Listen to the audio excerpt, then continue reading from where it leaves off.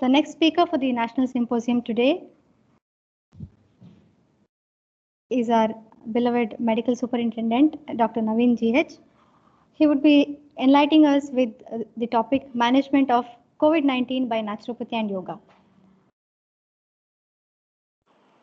To describe about Sir, Dr. Naveen G. Halappa is a BNYS medical graduate with Masters in Yoga Therapy from Manipal University, UGC NET qualified in Yoga, and a PhD in Yoga and Psychiatry from NIMANS, the Institute of National Importance, Bangalore. His main achievements include he being the first person from BNYS to get PhD from NIMANS Institute and the first one to serve from the BNYS background as a chair for yoga as at Leibniz University, Germany, and he also represented the Government of India. He has 14 international level publications. He has received 2 research project grants from Ayush and DST Government of India. Currently, he is working as the medical superintendent at Yenepoya Naturopathy and Yoga Hospital, Yenepoya deemed to be University, Bangalore. Over to you, sir. Kindly enlighten us with your topic, Management of COVID-19 by Naturopathy and Yoga. Okay, sir. Thank you, Dr. Sangeeta, for giving a wonderful introduction. Today I will be talking to the audience about yoga and naturopathic medicine in COVID-19, preventive and adjunct measure. Much of the ground level presentation, what is required for naturopathy and yoga, has been done by Dr. Sijit Sridhar, who was the first speaker of the today's Naturopathy Day National Symposium. So I don't want to cover, I may skip few slides, but I will go core into naturopathy and yoga in the prevention and to utilize as an adjuvant measure in COVID-19 pandemic.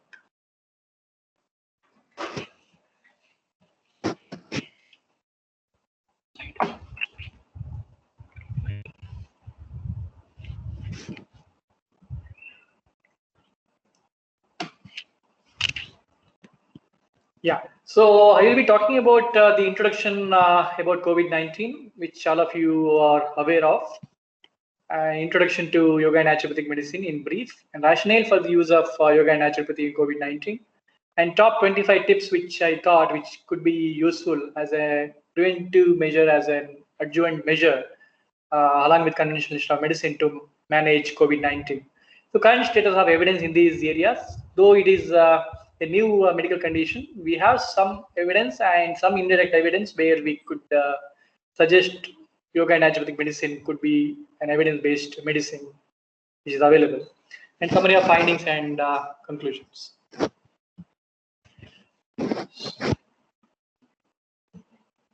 So as you know, COVID-19 is a new disease caused by newly identified single stranded positive sense RNA coronavirus called SARS-CoV-2, which is related to SARS and MERS coronaviruses.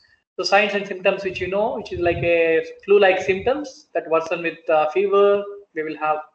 Patients will have cough or shortness of breath, running nose, body aches, diarrhea, and sore throat. And most of the patients who are asymptomatic carriers, they may not have the symptoms. So when it comes to incidence and prevalence rate of COVID-19, already we have come across around 5 crore 43 lakhs patients who have suffered from COVID-19, and mortality rate is around 13 lakhs. And approximately in India, it is around 4,53,401 cases, and death rate is around 1,30,519.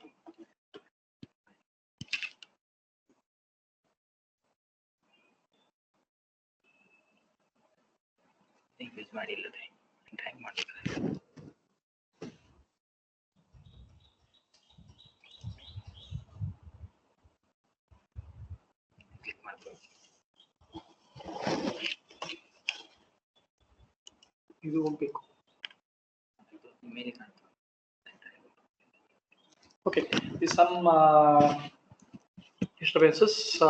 Sorry for the disturbance. So when we get into the principles of naturopathy, already Dr. Sridhar has talked about that. So just I have enlisted some of the principles of naturopathy here.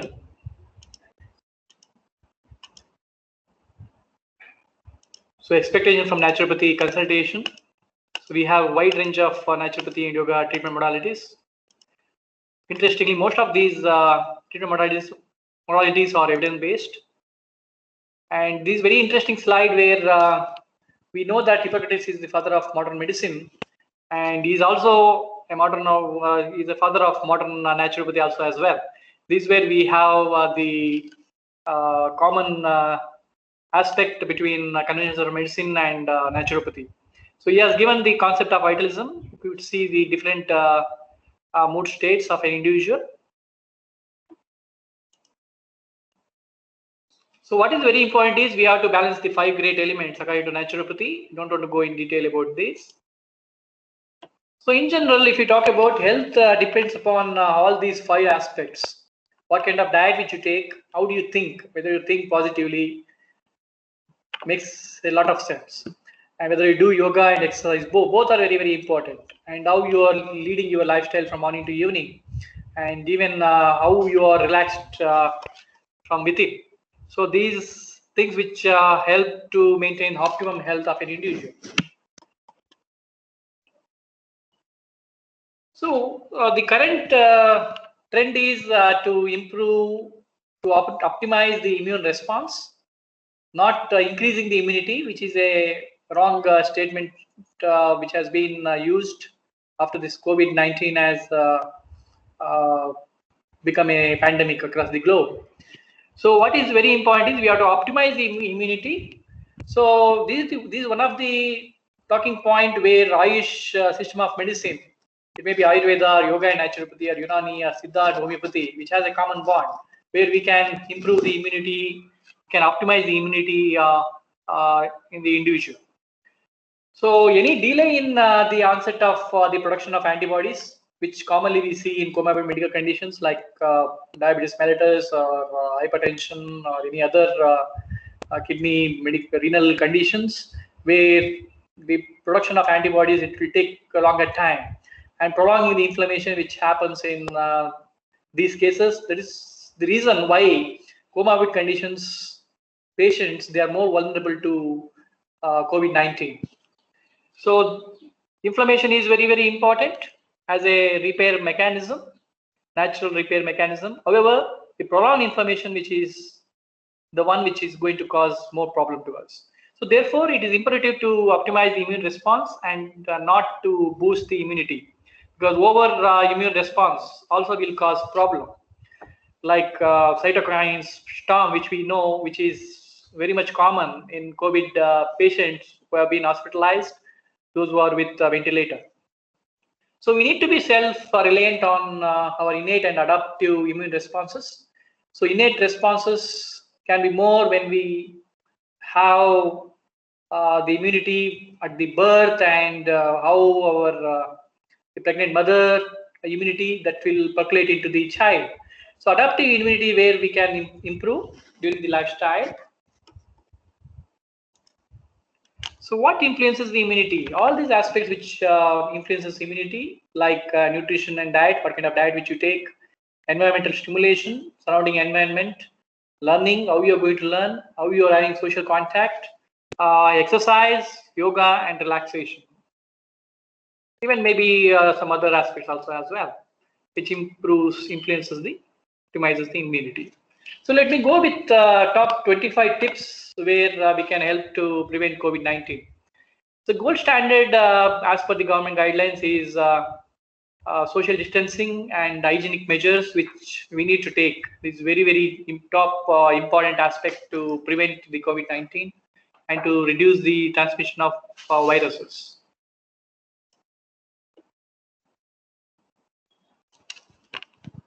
Third tip is to manage the stress with positive mental health. What is mental health? Mental health is nothing but a state of well-being in which every individual realizes his own potential, and he is able to cope up with the normal stressors which we come across in day-to-day life. Now the main stressor is COVID-19 pandemic. How we are going to address, how we are going to cope up with the stress, that matters a lot. If you're more stressed up, we'll get into trouble very easily. And the person is able to cope up with the normal stressors in the day-to-day life, and is able to contribute in one or the other way to the community. That is what mental health person is. So 2017 theme of World Mental Health Day is depression. Let's talk. So World Mental Health Day. So generally what happens is we think that we have become engineer or doctors, and we are very rich. We don't know to talk with others. So that is one of the main reasons why we come across many medical conditions. Even I, a person may not be knowing. So these were WHO suggested. Let's talk.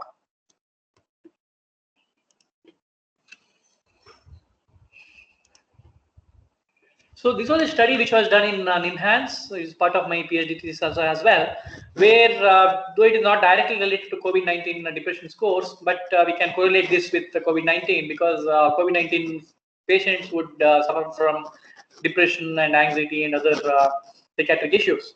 So what we observed is there was a reduction in serum cortisol levels and increase in serum BDNF level, which is much implicated in the pathophysiology of depression. Also, we could see enhancement in neuropsychological functions with the yoga and yoga plus medication group.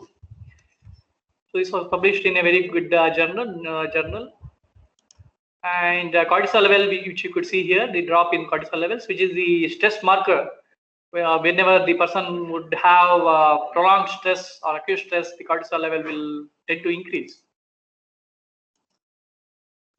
So the practices which help to reduce the depression: backbending postures, inverted postures, Surya Namaskara, etc. And tip number 4 and 5, to avoid social stigma. So whenever some person would, suppose many health workers are there in our university, when they go back to their village, people don't, they look at with different way. So these are some social stigma which we need to address, for example, and we need to reduce our fear and anxiety towards COVID pandemic. Whenever if we cultivate more fear and anxiety, the susceptibility to acquire the infections will become stronger, and the susceptibility will become more to get infected with COVID-19. So we need to reduce our fear and anxiety, which is possible with yoga and other mindfulness techniques. Tip number 6 and 7 is to utilize pre and probiotics. In our ancient India, we used to use pre and probiotics more in our diet. Prebiotics is nothing but which is nourishing the healthy bacteria. For example, the germinated seeds which we consume, which is enriched with oligopolysaccharides, and the probiotics commonly which we use in traditional India is we soak the rice in the night and we use it in the early morning along with the curd. So curd itself is one of the probiotic, buttermilk also as well. So it can be used, and now in the market also we have many probiotics which can help because there is a link between gut and brain. That's what we call gut and brain axis. So this will be very useful to, also it has been shown to improve the immunity of an individual. And very interesting aspect is these gut microorganisms, healthy bacteria, which tend to secrete the neurotransmitters like noradrenaline, GABA, serotonin, dopamine, and acetylcholine, which is highly implicated in neuropsychiatric disorders. So healthy nutrition is the key. We need to consume whole grain cereals, not the polished rice. We have to use the unpolished rice and millets and other ragi, jowar, etc. At the same time, we need to balance our nutrition with proteins and vitamins and minerals and the healthy fat, which I'm going to talk in coming slides, which is very useful. And eighth very important tip is to use Indian spices. So generally Westerners, they don't consume more spices. One of the reason we have probably one of the reasons for less mortality rate in India is the usage of spices.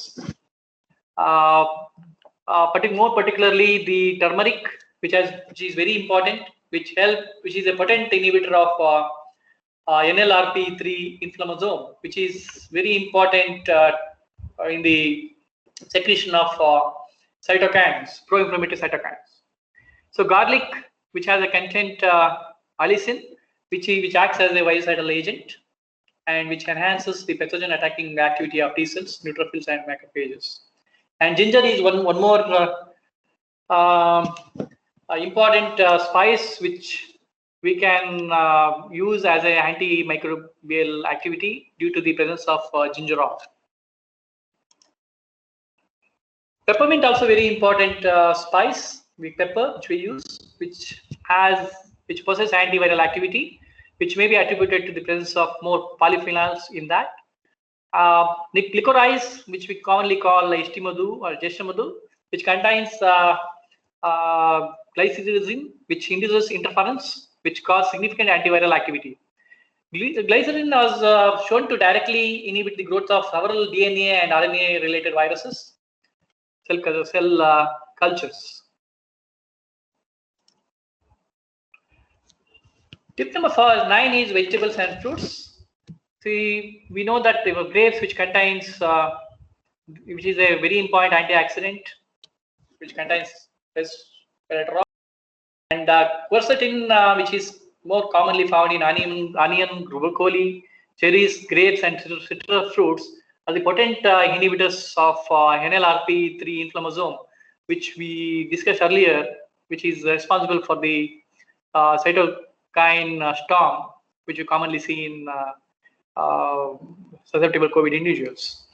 Pineapple, which acts as an antitussive agent, which can be used to reduce the cough. So whole grains, fruits, and vegetables should be used. So tip 10 is not just the macronutrients. We have to utilize the micronutrients, such as the vitamins and minerals, to enhance the immunity. More important vitamins, which is very important, is vitamin C, vitamin A, and vitamin D. So vitamin C, which we know that it is profoundly found in citrus fruits, and vitamin A, which carotenes, which bioflavonoids, which we find in green leafy vegetables, which is very important, which acts as a antiviral and to improve, optimize our immunity. Tip number 11 is to utilize the basic Indian herbs, which we use, like tulsi, which acts as an antimicrobial. The other herbs which has been found to be useful in HIV, like neem, and Adathoda vasica can be useful to reduce the cough symptoms. So tip number 12 is yoga, asanas, and pranayama. So generally back bending postures, which are very important to improve the lung functions, and also the pranayama, where deep breathing practices also very useful, and fast breathing practices also very useful, where yoga provides a strong influence on IRF, interferon regulatory factor, and antioxidant, that is superoxide dismutase. And yoga has been shown to improve leukocytes, monocytes, and lymphocytes, which is a main core of immune system.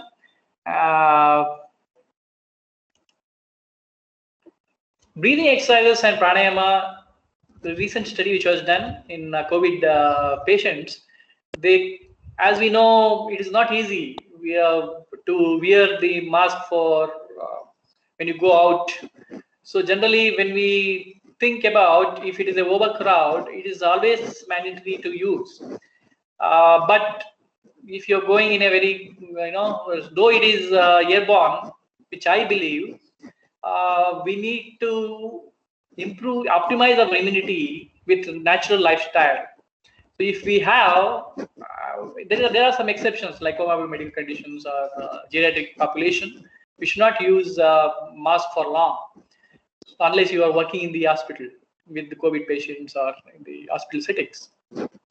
So what would happen is carbon dioxide accumulation, which takes place, and we don't have better oxygenation, which would impair the functions of our cells.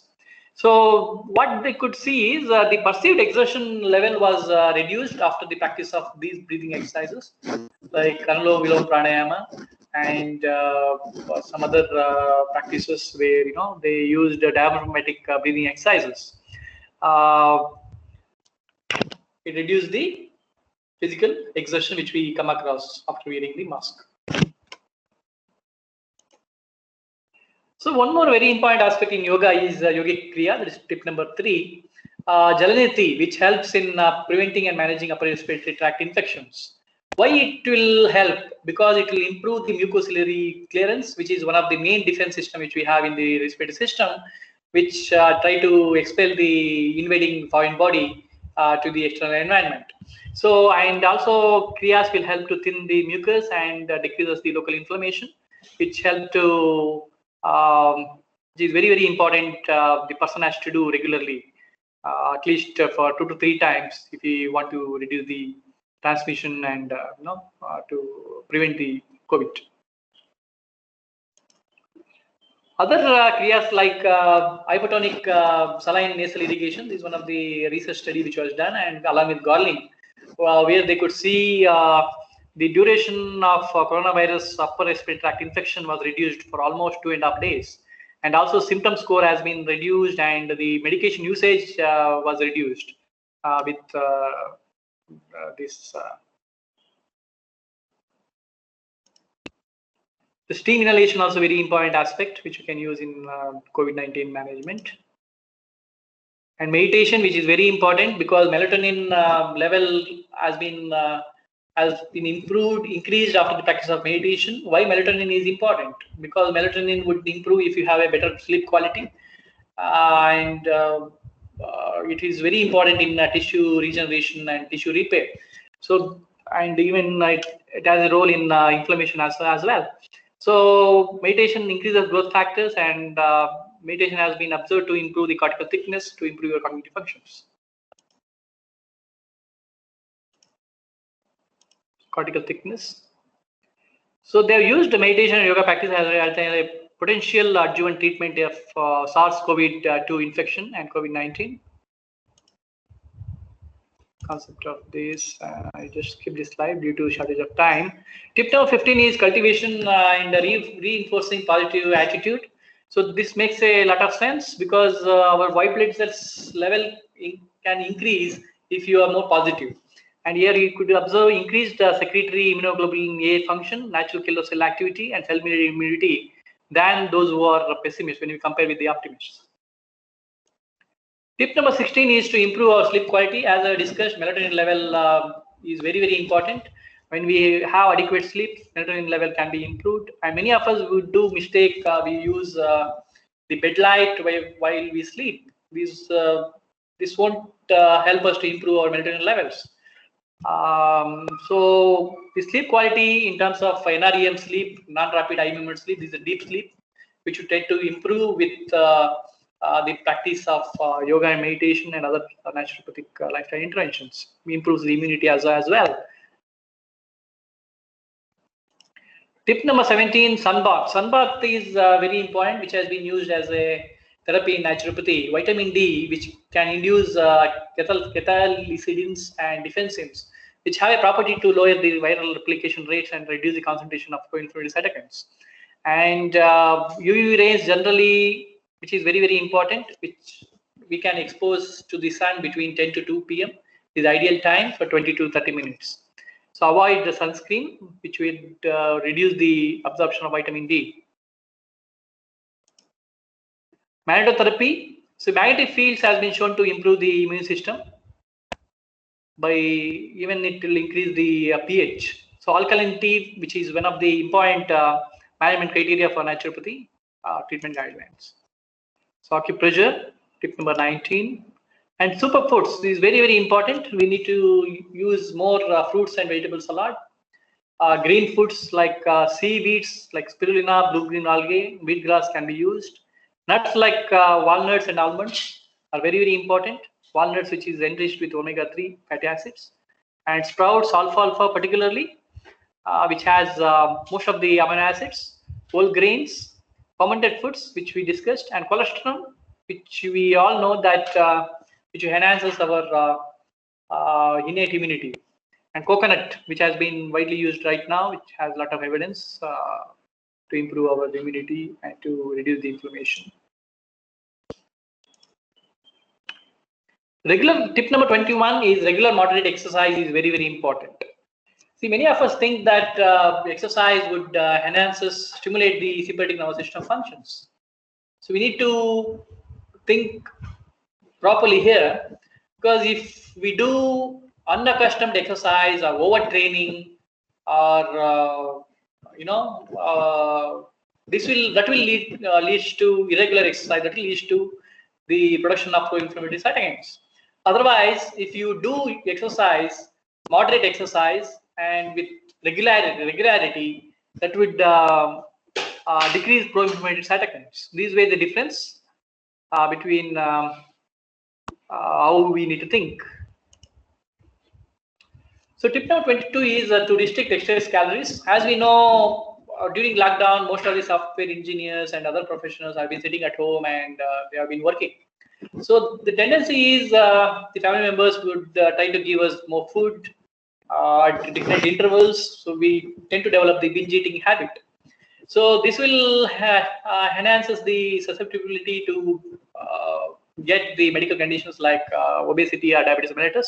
So it is very, very important to restrict our excess calories during the home stay. Tip number 22 is we need to utilize the natural water, though hot water is recommended right now. However, to boost the immunity, natural water, spring water is very, very essential. Nowadays, we have been using reverse osmosis water, RO water, which is devoid of most of the minerals. So we need to address this issue. Tip number 24 is vegetarianism. As we know, WHO already suggested more than 70% of the virus-related infections among the communicable diseases, which is coming from eating meat, zoonotic diseases, animal-based. So it is always recommendable to use a vegan or vegetarianism diet. And fasting.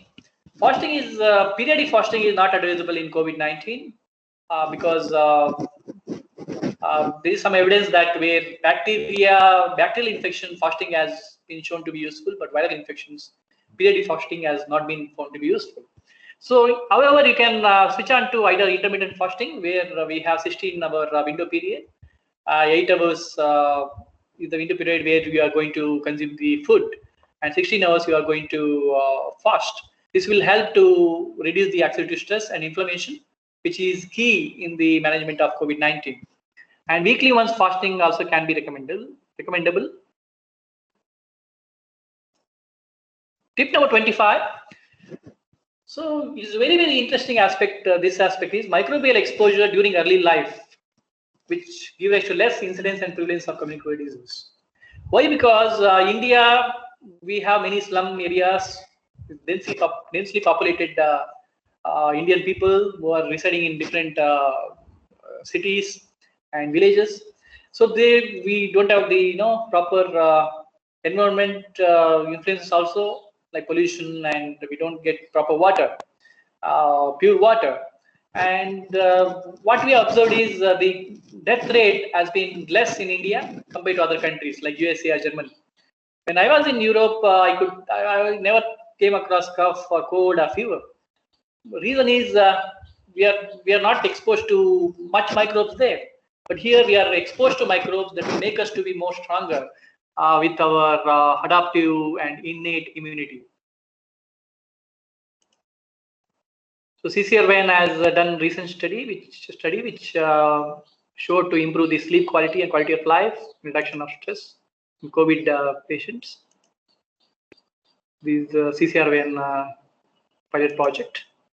So possible mechanisms of actions of yoga in COVID-19, changes in hypothalamo-pituitary axis, reduction in basal cortisol and catecholamine secretion, changes in the autonomic nervous system function, decrease in the sympathetic activity, and improvement in the parasympathetic nervous system activity, stimulation of vagus nerve, regulating the neurotransmitters, sleep quality, solitary effects on the cognitive functions and cerebral neurophysiology, reduction in pro-inflammatory cytokines, improved emotional regulation by reducing the rumination, and reduction in oxidative stress inflammation.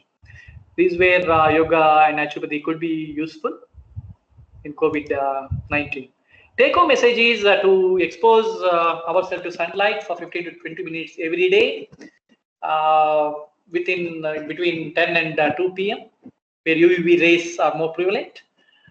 Drink 2 to 3 liters of hot water daily during the COVID situation. But rest of the life, we need to use the spring water or tap water, not RO water. Consume fresh and wholesome food with spices and herbs possessing immunity optimizing function. Take plenty of micronutrients and natural probiotics. Practice regular yoga, physical exercises, breathing exercises, and meditation. Restrict on excess calories. Have positive attitude of mind. Adopt hygienic and sanitary measures. The social distancing has been given by government. Any questions? I will be happy to answer. Thank you.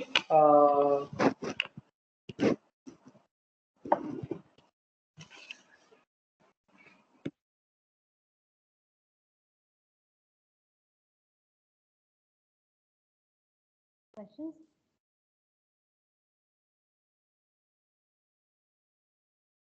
No questions? I will conclude.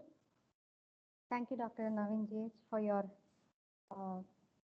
detailed words on how naturopathy and yoga can manage COVID-19.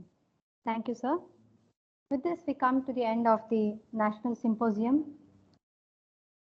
I would once again like to take this opportunity to thank all the guests, invitees, delegates, and the participants for your time. And also, I would like to express deep gratitude to the Yenepoya deemed to be university for making this event happen. I, Dr. Sangeeta Lakshmi, signing out for this program. Thank you. Namaste.